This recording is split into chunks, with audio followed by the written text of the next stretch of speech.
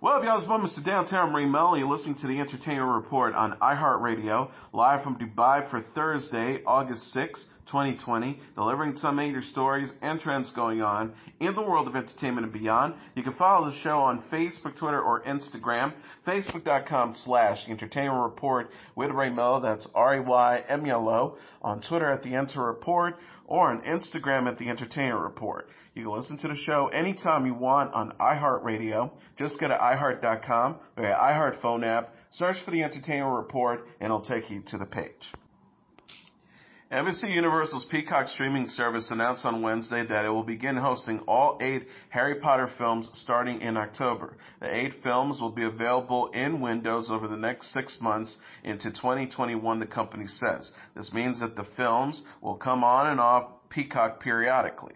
Francis Manfredi, the president of content acquisition and strategy at Peacock, said in a statement, the Harry Potter franchise is beloved by people of all ages and represents the caliber of quality entertainment customers can expect to find on Peacock. We built a world-class collection of iconic movies and shows, and we will continue to expand the film's library with treasured titles from NBC Universal and beyond that will surprise and delight Peacock customers time and time again. The Harry Potter films were originally on HBO Max when the service launched in May. Peacock was launched in July with ad-supported and premium tiers. The streaming service will be the future home of The Office, a Saved by the Bell revival, and a new show such as Brave New World. Candyman director Nia DaCosta has been tapped to helm the Captain Marvel sequel starring Brie Larson, sources with the knowledge of the decision said Wednesday. Deadline report DaCosta secured the job after meeting over the weekend with Marvel Cinematic Universe chief Kevin Feige. The Hollywood Reporter and The Wrap confirmed the news. It is unclear when filming on the superhero film is expected to begin, but Megan McDonald has completed work on the script. Captain Marvel debuted in March 2019 and grossed $1.1 billion at the box office worldwide. Larson, who also appeared as the character in Avengers Endgame, will return as the titled character. Anne Boleyn and Ryan Fleck directed and co-wrote the first Captain Marvel. The new film will take place in the present day after the first one took place in the 1990s. DaCosta's Candyman reboot was originally slated to hit theaters this summer, but was delayed until October 16th due to the coronavirus pandemic. The next MCU film to hit theaters is expected to be Black Widow, starring Scarlett Johansson. The film was delayed until November 6th due to the COVID-19. HBO will explore the history of black television in a new documentary. The network shared plans in a press release Wednesday for Seen and Heard, a 2-part documentary produced by Insecure creator and star Issa Rae. Seen and Heard will offer cultural commentary about representation in black storytelling and feature interviews with actors, showrunners, writers, and celebrities of groundbreaking series of the past and present. In the interviews, the stars will reflect on black representation in TV and share insights into their current projects, personal experiences, and inspiration. Ray said it in a statement, black people have such a rich but often unacknowledged history in Hollywood. We have defined American culture and influenced generations time and time again across the globe. I'm honored to pair with ARC Media to center and celebrate the achievements of those who paved the way for so many of us to tell our stories on television. Ray will executive produce Seen and Heard with Montrell McKay of her Issa Rae Productions, Jonathan Berry and Dave Becky of 3 Arts Entertainment, and Rachel Dredson and Esther Derry of ARC Media. The documentary is produced and directed by Phil Bernstein. HBO renewed Ray's Insecure for a 5th season in May. The network is also developing The Lady and the Dale, a docuseries executive produced by Mark and Jay Duplass about a 1970s auto scam.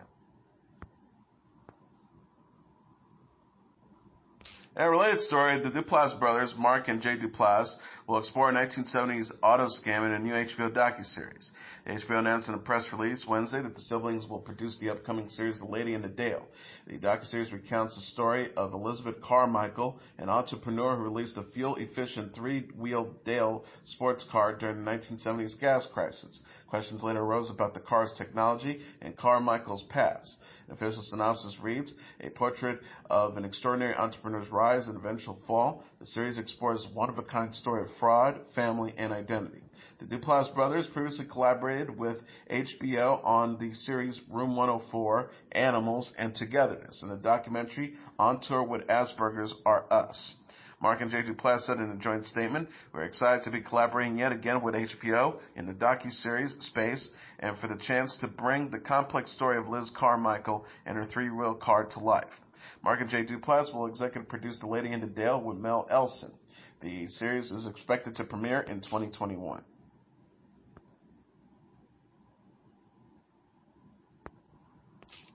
Amy Adams is reuniting with filmmaker Adam McKay and is set to star in the limited series drama King of America for Netflix. The limited series will follow the stories of three powerful women, including a Walmart heiress, a Maverick executive, and a longtime Walmart saleswoman and preacher. The trio will fight against a retail giant, resulting in one of the biggest class action lawsuits in U.S. history. Adams will star as one of the leads and is executive producing through her production company Bond Group Entertainment, along with Stacey O'Neal. McKay, who worked with Adams in 2018's film Vice, will direct the first episode and is also executive producing alongside Betsy Koch through Hyper Object Industries. Diana Sun will serve as a showrunner and executive producer. Jess Kimball Leslie, who created the series, is writing and executive producing. Vice, about former Vice President Dick Cheney, earned 8 Academy Award nominations, including Best Supporting Actress for Adams.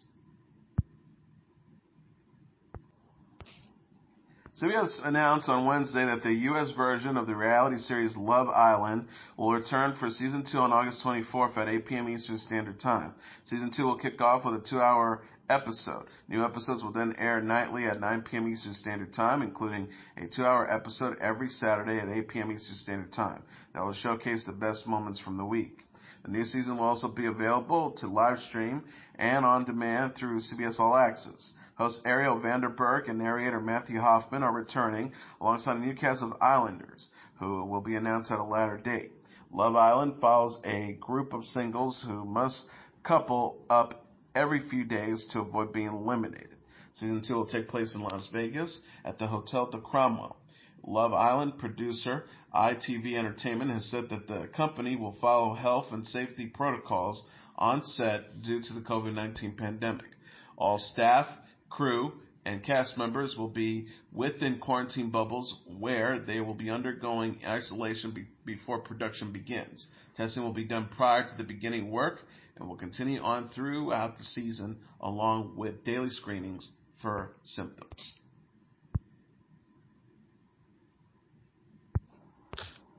Comedy Central announced on Wednesday a new reboot of the classic Nickelodeon animated series The Ren Stimpy Show.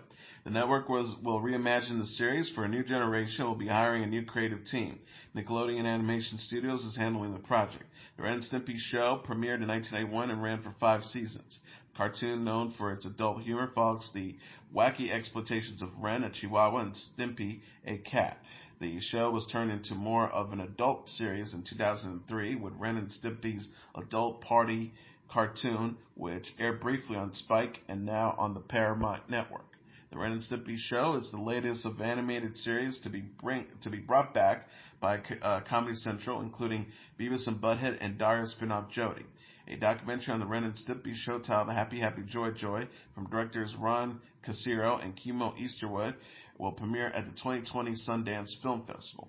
The film addresses sexual abuse allegations against show creator John Kirk-Falosi.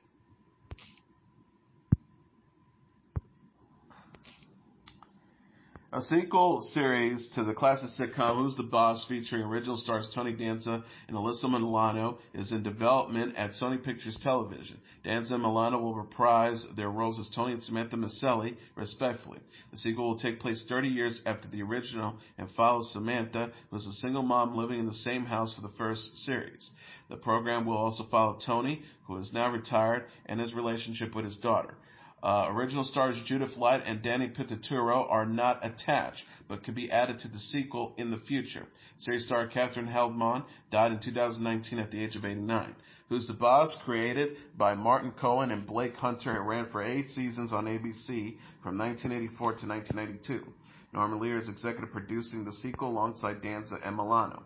Milano said in a statement to Entertainment Tonight, Who's the Boss was a very progressive show. A divorced mom who owned her own business and had a free-spirited mother who made sex jokes, who hires a single dad to be her housekeeper. We really are a modern family in the 80s. We look forward to making the sequel as thoughtful, smart, and relevant to the times today, and make people laugh at the same time. Milano said on Instagram alongside a photo of herself with Danza from the show, we feel the time is right to tell the story of where these amazing characters are today. Can't wait to share their stories with you. So happy. Danza also commented on the revival on Instagram alongside a number of photos from the show. The actor says, very excited to bring Who's the Boss back to television. Jesse Eisenberg appeared on The Tonight Show and discussed how his anxiety has helped him prepare for the COVID-19 pandemic. He told host Jimmy Fallon about opening up about dealing with his anxiety. I've been anxiety-free since whenever the pandemic struck. Anytime there's a real crisis in the world, I'm kind of like an American hero. 364 days of the year, American coward. I'm in a panic that something terrible is going to happen. I mean, I'm there. There's been generations of me, in my lineage that are in a panic, waiting for the bad thing to happen. And so it makes us really look out of step with society and worry, but when something actually happens, we're the only ones that are ready for it. Eisenberg also discussed how he took a road trip with his family using an RV when the pandemic started, and his newly released Audible project titled When You Finish Saving the World that he wrote and starred in.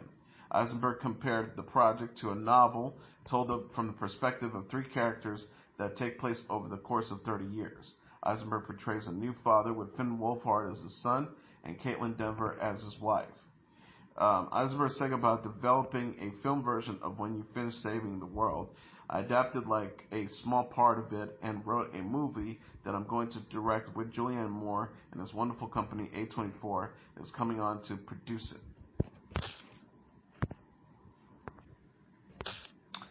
Peter Hamill, the self-taught streetwise newspaper columnist whose love affair with New York inspired a colorful and unique influential journalistic career and produced several books of fiction and nonfiction, died Wednesday morning. He was 85. Hamill died at a Brooklyn hospital from heart and kidney failure. His brother Dennis confirmed in an email. Dennis Hamill said Pete was truly one of the good guys. Hamill was one of the city's last great crusading columnists and links to journalism's days of chattering typewriters and smoke-filled banter. An Irish-American, both tough and sentimental, who related to the underdog and mingled with the elite. Well-read and well-rounded and very well-connected, Hamill was at ease quoting poetry and Ernest Hemingway, dating Jacqueline Onassis, or enjoying a drink and a cigarette at the Old Lion's Head Tavern in Greenwich Village. His topics range from baseball, politics, murder, boxing, and riots to wars in Vietnam, Nicaragua, Lebanon, and Ireland. But he always was looking back to the New York he grew up in a pre-digital age, best remembered through the dreamscape of black and white photography. A New York of egg creams and 5-cent subway rides, stickball games, and wide-brim hats when the Dodgers were still in Brooklyn, and there were more daily papers that you could count on one hand. Hamill wrote in his 2004 book, Downtown Manhattan, I have the native son's irrational love of the place. New York is a city of daily irritations, occasional horrors, hourly test of will and even courage, and huge dollops of pure beauty. A Brooklyn-born high school dropout, Hamill was a columnist for the New York Daily News, the New York Post, Newsday, and the Village Voice, New York Magazine, and Esquire. He wrote several plays, several novels, and a best-selling memoir, A Drinking Life. The New York Press Club said in a statement, Pete Hamill was an inspiration to generations of reporters who reveled in his unique style of storytelling and his gifts as a writer and reporter who spoke the truth to power. The Weeknd will release a song with late rapper Juice Wrld on Thursday. The Weeknd teased a posthumous collaboration with Juice Wrld in an Instagram post Tuesday. The Weeknd shared a photo of Juice Wrld smoking and using their nicknames in the captions. XO refers to the Weeknd's record label, while 999 is a symbolic number Juice Wrld used during his career. The Weeknd also reposted an old tweet from Juice Wrld on Instagram stories. Juice Wrld wrote in September, me and the Weeknd would make a damn record. Juice Wrld died of an accidental overdose at the age of 21 in December. His family released a posthumous album, Legends and Generations, with Halsey, Marshmello, and other artists. Halsey recently retweeted ahead of the album's release, "Man, Juice and I wrote one of the best moments of my career together. We had so many songs to make with each other. It means the world to me. I could be on this record as a friend and fan." The Weeknd released his fourth studio album, After Hours, in March. In June, he gave $500,000 to organizations supporting the Black Lives Matter movement and later urged the music industry to take action and give big.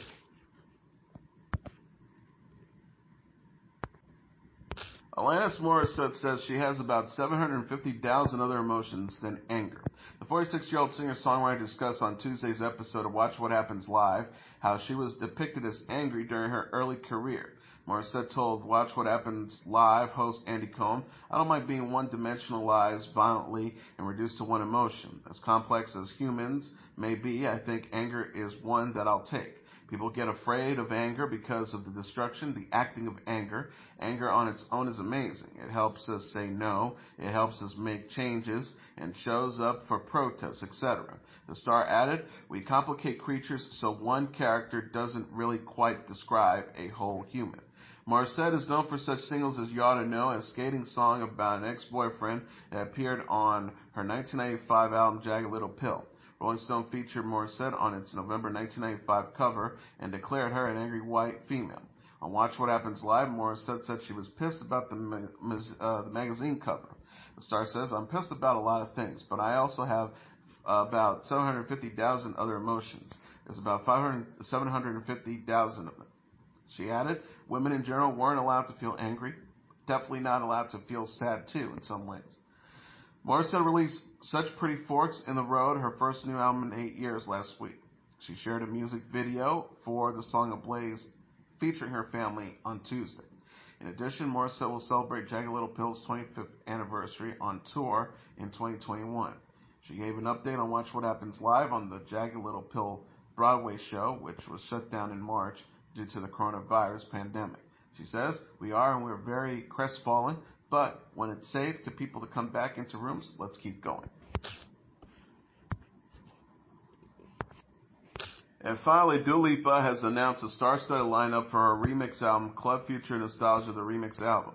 The 24-year-old singer said Tuesday on Instagram that the album will include a Levante remix featuring Madonna and Missy Elliott and a Physical remix featuring Gwen Stefani and Mark Ronson. Levante and Physical both appear on Lipa's second studio album, Future Nostalgia, released in March. Lipa said the remix album will feature remix of all the Future Nostalgia songs and some surprises. She wrote all Future Nostalgia tracks and then some remixed by your favorites and many, many more surprises. See you soon. Lipa will release the Levante remix August 14th and the full remix album on August 21st. Madonna, Stefani, and Ronson voiced their excitement for the album on Twitter. Madonna wrote, "Levante is coming, Dua Lipa, Missy Elliott, and myself, it's so fire." Stefani said, "Obsessed at Dua Lipa, thanks for having me, can't wait for you all to hear it." Ronson says, "On the real, it's so psyched to be on this dual project. I can't wait for you all to hear this fire Physical remix I spent half of lockdown working on. At Gwen Stefani sounds so good, plus I'm in a tweet with at Missy Elliott." Lipa teased collaborations with Normani and Miley Cyrus during an appearance on Watch What Happens Live in May. Future Nostalgia features the singles Don't Start Now, Physical, Break My Heart, and Hallucinate. The album has over 2 billion streams as of last week. And that is your entertainment report for Thursday, August 6, 2020. I'm your host, Mr. Downtown Ray Melo. I'll be back tomorrow to deliver some major stories and trends going on in the world of entertainment and beyond. You can follow the show on Facebook, Twitter, or Instagram. Facebook.com/The Entertainment Report with Ray Melo. That's RAYMELO. On Twitter at The Enter Report or on Instagram at The Entertainment Report. You can listen to this episode or any previous episodes of The Entertainment Report anytime you want on iHeartRadio. Just go to iHeart.com or your iHeart phone app, search for The Entertainment Report, and it'll take you to the page. Good night, and God bless you all.